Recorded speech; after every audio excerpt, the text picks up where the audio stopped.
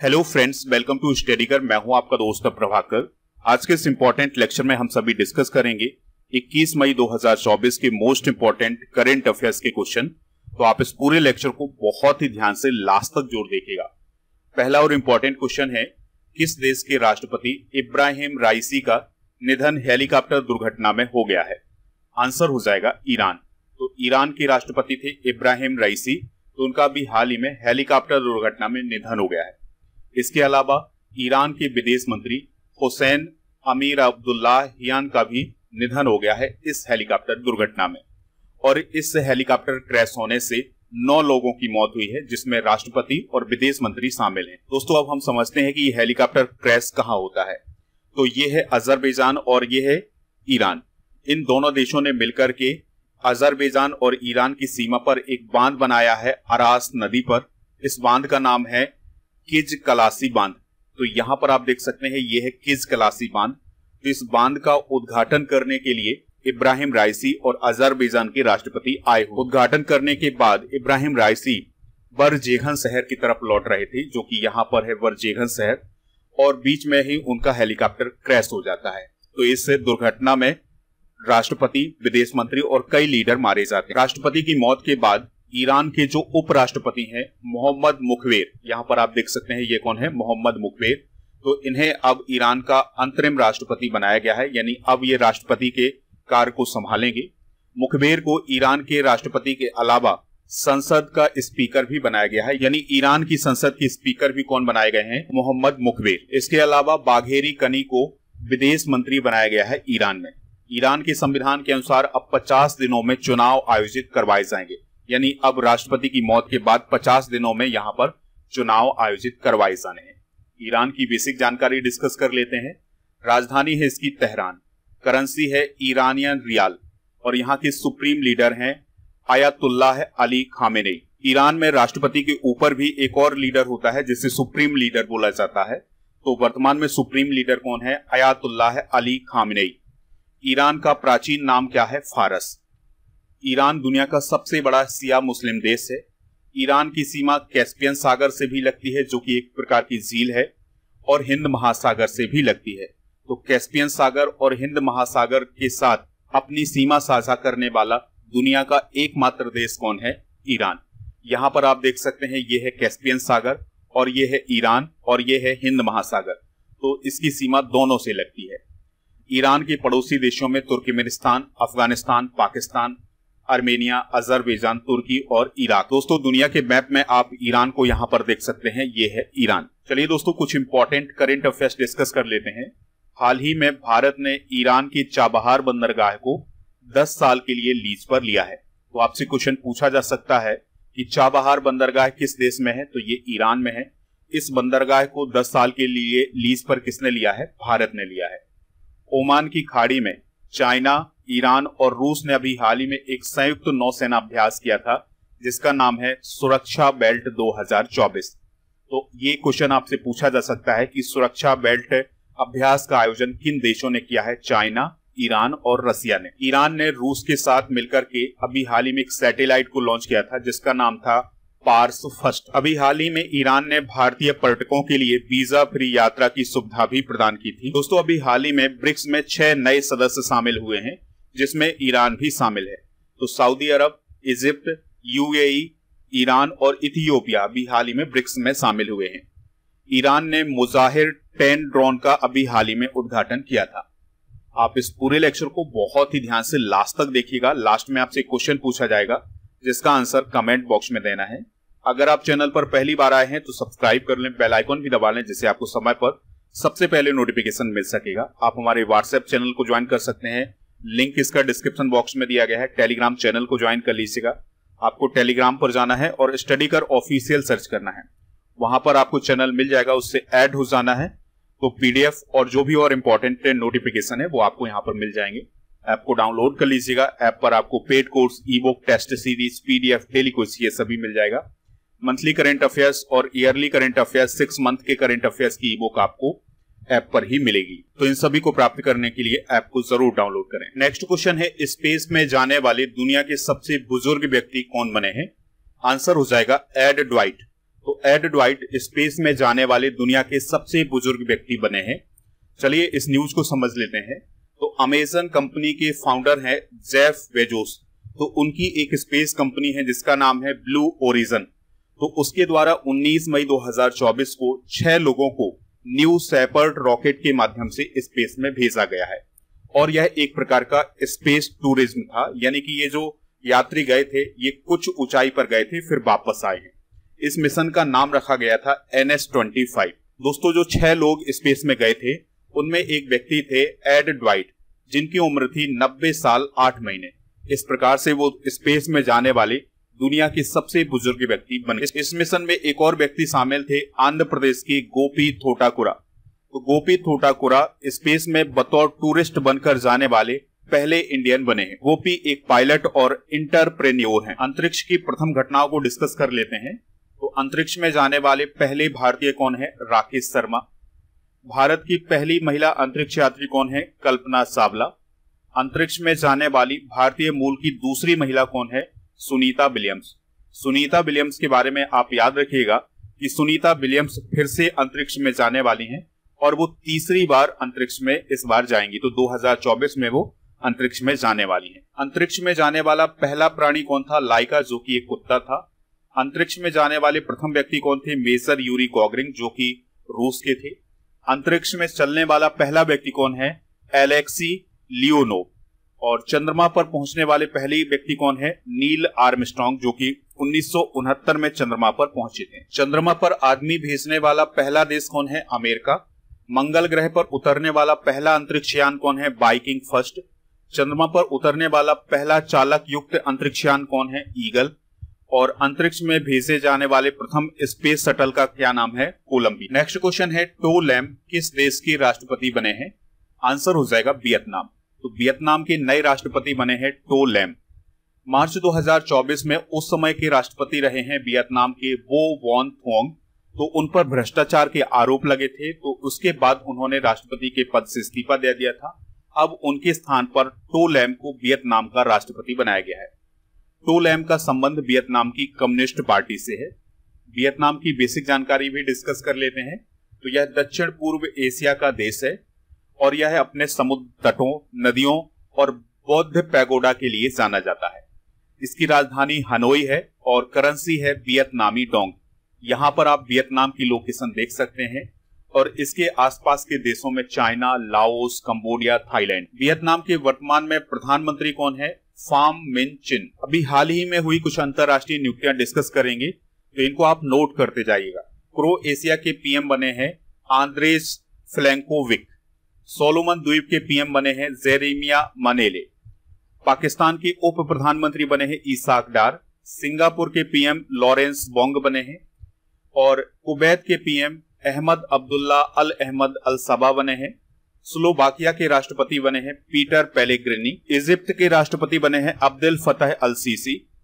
Congo की PM बनी है जूडिथ सुमिनवा तुलका। सेनेगल के राष्ट्रपति बने हैं वसिस्रो डियोमाय फे। आयरलैंड के पीएम बने हैं साइमन हैरिस।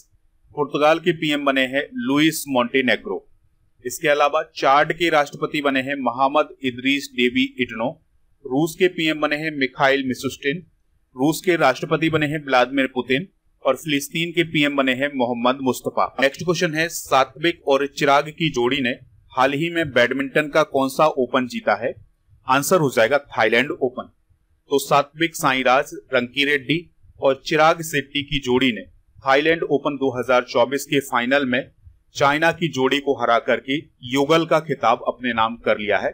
सात्विक और चिराग की जोड़ी ने इस साल BWF फ्रेंच ओपन 2024 में पुरुष युगल का खिताब भी अपने नाम किया था। सात्विक और चिराग की जोड़ी को 2023 का मेजर ध्यानचंद खेल रत्न पुरस्कार भी दिया गया था। अब आपको कमेंट बॉक्स में यह बताना है, मेजर ध्यानचंद खेल रत्न पुरस्कार के अंतर्गत कितनी राशि प्रदान की जाती है। सात्विक और चिराग की जोड़ी ने कोरिया ओपन 2023 भी अपने नाम किया था। सात्विक साईराज रंकीरेड्डी ने 2023 में एक गिनीज वर्ल्ड रिकॉर्ड बनाया था। तो उन्होंने 2023 में सबसे तेज हिट किया था, यानी 565 किलोमीटर प्रति घंटे की रफ्तार से उन्होंने हिट किया था, जो कि अपने आप में गिनीज वर्ल्ड रिकॉर्ड है। सात्विक और चिराग की जोड़ी ने इंडोनेशिया ओपन 2023 में पुरुष युगल का खिताब भी अपने नाम किया था। तो ये सभी खिताब आप नोट कर सकते हैं सात्विक साईराज और रंकी रेड्डी की जोड़ी के। बैडमिंटन से रिलेटेड कप और ट्रॉफियां भी डिस्कस कर लेते हैं। तो उबर कप महिलाओं के बैडमिंटन से रिलेटेड है, थॉमस कप पुरुषों के बैडमिंटन से रिलेटेड है। 2024 में इसका खिताब किसने जीता है आपको याद रखना है। तो चाइना ने उबर कप और थॉमस कप दोनों का खिताब अपने नाम किया है। मलेशियाई कप बैडमिंटन से रिलेटेड है, अमृत दीवान कप ये भी बैडमिंटन से रिलेटेड है, एशिया कप और सोफिया कप ये सभी बैडमिंटन से रिलेटेड कप हैं। अगला क्वेश्चन है, भारतीय सेना ने किस राज्य या केंद्रशासित प्रदेश में उच्च ऊंचाई वाली टैंक मरम्मत सुविधा स्थापित की है? आंसर हो जाएगा लद्दाख में। तो अभी हाल ही में भारतीय सेना के द्वारा चाइना की सीमा के पास पूर्वी लद्दाख में 14,500 फीट की ऊंचाई पर विश्व की सबसे ऊंची टैंक मरम्मत सुविधा की स्थापना की है। यानी अब 14,500 फीट की ऊंचाई पर टैंक की मरम्मत की जा सकती है। तो ये सुविधा किसके द्वारा लॉन्च की गई है या किसके द्वारा स्थापित की गई है? भारतीय सेना के द्वारा। इस इलाके में यह सुविधा लॉन्च की गई है। यह इलाका दुनिया में टैंक और सेना के लड़ाकू वाहनों के लिए सबसे ऊंचा युद्ध क्षेत्र भी है। भारतीय सेना की बेसिक जानकारी डिस्कस कर लेते हैं। तो भारतीय सेना को वर्तमान स्वरूप में स्थापित किया गया था 26 जनवरी 1950 को। मुख्यालय है नई दिल्ली में और सेना दिवस मनाया जाता है 15 जनवरी को। प्रमुख कमांडर कौन होते हैं सेना के? राष्ट्रपति। तो वर्तमान में राष्ट्रपति द्रौपदी मुर्मू जी भारतीय सेना की प्रमुख कमांडर हैं। सीडीएस कौन है? जनरल अनिल चौहान। थल सेना अध्यक्ष कौन है? जनरल मनोज पांडे। और उप थल सेना अध्यक्ष कौन है? Lieutenant general Upendra Dwivedi. भारतीय सेना से रिलेटेड कुछ इंपॉर्टेंट करंट अफेयर्स डिस्कस कर लेते हैं। तो भारतीय सेना को रूस का Igla S air defence system प्राप्त होने वाला है, यानी ये जल्द ही भारतीय सेना में शामिल हो जाएगा। भारतीय सेना में दृष्टि 10 ड्रोन भी शामिल होने वाला है। तो इस दृष्टि 10 को हर्मीस 900 भी बोला जाता है। तो ये ड्रोन भारतीय सेना में शामिल होने वाला है। भारतीय सेना और भारत की वायुसेना ने अभी हाल ही में पंजाब में संयुक्त अभ्यास आयोजित किया है जिसका नाम है गगन स्ट्राइक 2। भारतीय सेना और पुनीत बालन ग्रुप के द्वारा पुणे में एक संविधान गार्डन भी बनाया गया है। नेक्स्ट क्वेश्चन है, माउंट एवरेस्ट पर पहुंचने वाली भारत की सबसे उम्रदराज महिला कौन बनी है? आंसर है इसका ज्योति रात्रे। तो भोपाल की रहने वाली हैं, यानी मध्य प्रदेश की रहने वाली हैं ज्योति रात्रे। तो वो दुनिया की सबसे ऊंची चोटी यानी माउंट एवरेस्ट पर चढ़ने वाली सबसे उम्रदराज महिला बनी है। उन्होंने 55 वर्ष की उम्र में ये मुकाम हासिल किया। इससे पहले ज्योति रात्रे ने 2023 में भी माउंट एवरेस्ट पर पहुंचने की कोशिश की थी, लेकिन खराब मौसम की वजह से उन्हें 8,160 मीटर की ऊंचाई से वापस लौटना पड़ा था। ज्योति रात्रे ने एल्ब्रस, किलिमंजारो, आइलैंड पीक और कोसी युजको सहित कई चोटियों पर फतह हासिल की है।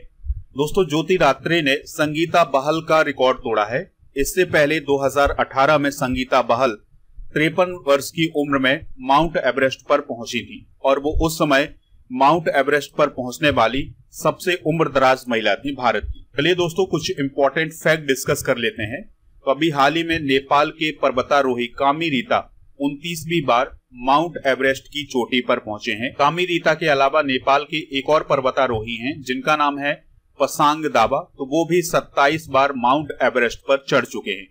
माउंट एवरेस्ट के बारे में बेसिक जानकारी डिस्कस करते हैं। तो यह दुनिया की सबसे ऊंची पर्वत चोटी है।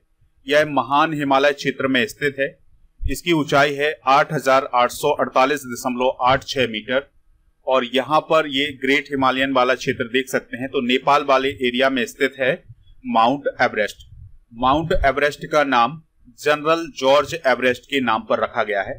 तिब्बत में माउंट एवरेस्ट को चोमो लुंगमा के नाम से जाना जाता है और नेपाल में माउंट एवरेस्ट को सागर माथा कहा जाता है। माउंट एवरेस्ट पर पहुंचने वाले पहले व्यक्ति कौन है? न्यूजीलैंड के सर एडमंड हिलेरी और नेपाली भारतीय तेंजिंग नोर्गे। तो ये दोनों लोग पहली बार 29 मई 1953 को माउंट एवरेस्ट पर पहुंचे थे। माउंट एवरेस्ट पर चढ़ने वाली पहली महिला कौन है? जापान की जुंको ताबेई। इसके अलावा आपको याद रखना है कि माउंट एवरेस्ट पर चढ़ने वाली पहली भारतीय महिला कौन है? वनछेद्री पाल। माउंट एवरेस्ट पर 2 बार चढ़ने वाली पहली महिला कौन है? भारत की संतोष यादव। ये 1992 और 93 में माउंट एवरेस्ट पर गई हैं। माउंट एवरेस्ट पर चढ़ने वाली दुनिया की पहली विकलांग या दिव्यांग व्यक्ति कौन है? अरुणिमा सिन्हा, जो कि 2013 में माउंट एवरेस्ट पर पहुंची थी। माउंट एवरेस्ट पर चढ़ने वाली दुनिया की सबसे कम उम्र की लड़की कौन है? वो है मालवनाथ फोर्ना, जो कि 2014 में माउंट एवरेस्ट की चोटी पर पहुंची। नेक्स्ट क्वेश्चन है IDFC फर्स्ट बैंक के डायरेक्टर कौन बने हैं? प्रदीप नटराजन। तो प्रदीप नटराजन को 3 साल के लिए IDFC फर्स्ट बैंक का डायरेक्टर नियुक्त किया गया है। इसकी मंजूरी अभी हाल ही में RBI के द्वारा दी गई थी।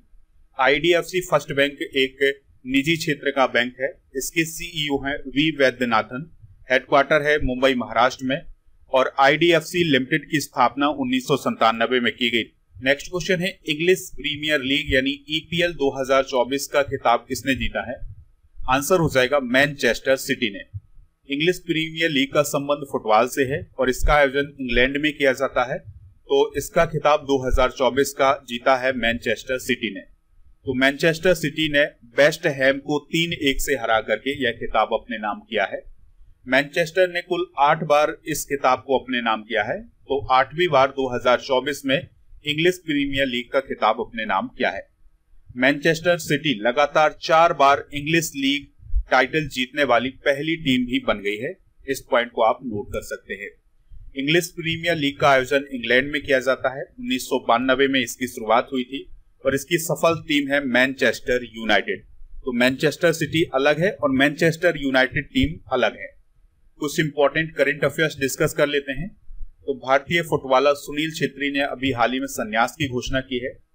ला लीगा 2024 का खिताब रियल मैड्रिड की टीम ने जीता है। इंडियन सुपर कप 2024 का खिताब ईस्ट बंगाल की टीम ने जीता है। यहां पर आपको कंफ्यूज नहीं होना है। इंडियन सुपर लीग अलग है, इंडियन सुपर कप अलग है। तो इंडियन सुपर कप का खिताब जीता है ईस्ट बंगाल ने और इंडियन सुपर लीग 2024 का खिताब जीता है मुंबई सिटी ने। AFC एशिया कप 2024 का खिताब कतर ने जीता है। सैफ अंडर-19 महिला फुटबॉल चैंपियनशिप 2024 का खिताब भारत बांग्लादेश ने जीता है। सैफ अंडर-19 चैंपियन 2023 का खिताब भारत ने जीता है। नेक्स्ट क्वेश्चन है संयुक्त राष्ट्र ने भारत के 2024 के विकास अनुमान को संशोधित करके कितना कर दिया है? 6.9%। यानी यूनाइटेड नेशन का कहना यह है कि 2024 में भारत की जो विकास दर होगी वो होगी 6.9%। पता है यूनाइटेड नेशन की, तो इसकी बेसिक जानकारी डिस्कस कर लेते हैं। स्थापना 24 अक्टूबर 1945 को हुई। 193 इसके मेंबर हैं। रूसी, अंग्रेजी, फ्रेंच, अरबी, चाइनीज और स्पेनिश इसकी लैंग्वेज हैं। महासचिव हैं एंटोनियो गुटेरेस। अब आपको कमेंट बॉक्स में ये बताना है कि एंटोनियो गुटेरेस का संबंध किस देश से है। और संयुक्त राष्ट्र का मुख्यालय न्यूयॉर्क अमेरिका में है। उद्देश्य है अंतरराष्ट्रीय शांति को बढ़ावा देना। यूनाइटेड नेशन जनरल असेंबली के 78वें अधिवेशन के अध्यक्ष कौन है? Dennis Francis. नेक्स्ट क्वेश्चन है भारत में 21 मई को किस दिवस के रूप में मनाया जाता है? राष्ट्रीय आतंकवाद विरोधी दिवस। तो नेशनल एंटी टेररिज्म डे मनाया जाता है 21 मई को। 21 मई को यह दिवस क्यों मनाया जाता है? क्योंकि 21 मई 1991 को आतंकवादियों के द्वारा पूर्व प्रधानमंत्री राजीव गांधी की हत्या कर दी गई थी। राजीव गांधी भारत के 6वें और सबसे कम उम्र के प्रधानमंत्री भी रहे हैं। तो ये बेसिक जानकारी है इस दिवस के बारे में। इसके अलावा 21 मई को अंतरराष्ट्रीय चाय दिवस भी मनाया जाता है। तो 2020 में पहली बार अंतरराष्ट्रीय चाय दिवस मनाया गया था। और आपको याद रखना है कि चाय का उत्पादन विश्व में सबसे ज्यादा चाइना में होता है। भारत में चाय का सबसे ज्यादा उत्पादन असम राज्य में होता है। तो ये थे आज के करंट अफेयर्स के क्वेश्चन। चलिए कल के करंट अफेयर्स के क्वेश्चन एक बार रिवाइज कर लेते हैं। महिला फीफा वर्ल्ड कप 2027 की मेजबानी कौन करेगा? ब्राजील। फोर्ब्स के अनुसार सबसे अधिक कमाई करने वाले एथलीट कौन बने हैं? Cristiano Ronaldo. आपराधिक न्याय प्रणाली प्रशासन में भारत का प्रगतिशील पथ का सम्मेलन कहां आयोजित किया गया है? गुवाहाटी, असम में। हाल ही में किस देश ने ब्लू रेजिडेंसी वीजा लॉन्च किया है? UAE ने। भारत और किस देश के बीच अभ्यास तर्कस आयोजित हुआ है? कोलकाता में, अमेरिका। एल्डोरा कप 2024 में निखत जरीन ने कौन सा मेडल जीता है? Gold medal. नारायणन वाघुल का निधन हो गया है। वह किस बैंक के पूर्व अध्यक्ष थे? ICICI बैंक के। किस देश में आर्टेमिस 3 मिशन की फील्ड टेस्टिंग शुरू हुई है? अमेरिका। अगला क्वेश्चन है विश्व मधुमक्खी दिवस हर साल कब मनाया जाता है? 20 मई को। तो ये कल के करंट अफेयर्स के क्वेश्चन हैं। आज के जनरल नॉलेज के पिटारे में हम भारत में प्रथम डिस्कस करने वाले हैं। तो भारत का प्रथम परमाणु रिएक्टर कौन है? अप्सरा। भारत का प्रथम परमाणु पनडुब्बी कौन है? INS चक्र। भारत का प्रथम पनडुब्बी कौन है? INS कावेरी। भारत का प्रथम विमान वाहक पोत कौन है? INS विक्रांत। भारत का प्रथम मध्यम दूरी वाला मिसाइल कौन है? अग्नि। भारत का प्रथम प्रक्षेपात यानी प्रथम मिसाइल कौन है? पृथ्वी। भारत का प्रथम आणविक केंद्र कौन है? तारापुर। भारत का प्रथम खुला विश्वविद्यालय कौन है? आंध्र प्रदेश खुला विश्वविद्यालय। पहले एशियाई खेलों का आयोजन कहाँ हुआ था? दिल्ली में 1951 में। भारत का प्रथम विश्वविद्यालय है नालंदा विश्वविद्यालय। कल के करंट अफेयर्स में आपसे पूछा गया था कि 2023 का महिला फीफा विश्व कप किसने जीता था? आंसर है स्पेन। तो लगभग सभी लोगों ने इसका आंसर स्पेन बताया हुआ है, कुछ लोगों ने गलत भी बताया है, तो आप ध्यान से सुना करिएगा, तभी आप सही आंसर दे सकेंगे। आज का क्वेश्चन है, सात्विक चिराग की जोड़ी का संबंध किस खेल से है? जो भी इसका राइट आंसर हो कमेंट बॉक्स में जरूर बताएं, हमें इंतजार रहेगा आपके आंसर का।